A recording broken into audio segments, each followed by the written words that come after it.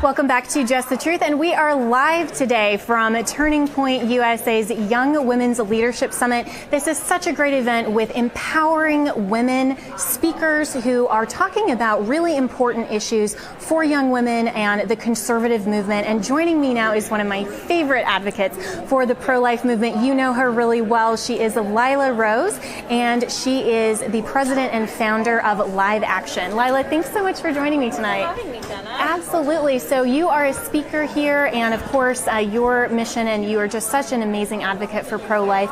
And so what's your focus here at this summit?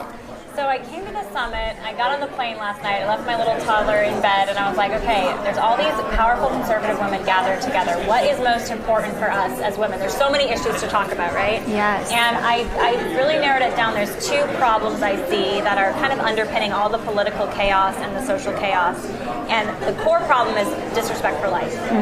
And that it begins in the womb, and there's 2,300 children killed daily by abortion in America. It's the leading cause of death.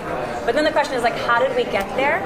And how do we get to a place, even with the transgender thing and feminism, how do we get to this place where womanhood has been so denigrated? I mean, I think there's such confusion around what it even means to be a woman.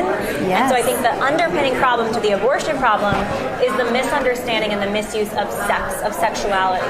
So I talked about that. It's not usually something that is talked about at, I think, political events, but, you know, post-sexual revolution, and I know you're familiar with this, post-sexual revolution, there was this new mantra that sex is no longer about marriage and love and commitment and bringing life into the world, but it's just this pastime. You know, it's like you do it with whomever as long as there's consent, right? So that's the buzzword.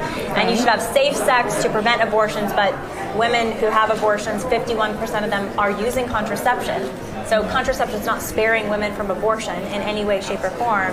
So having that conversation of what does it mean for us as conservative women to raise the bar, to ask better and want better for ourselves and ask better from men. And so that was a big part of the speech. That's amazing, and I'm so glad that you're bringing it back to the foundation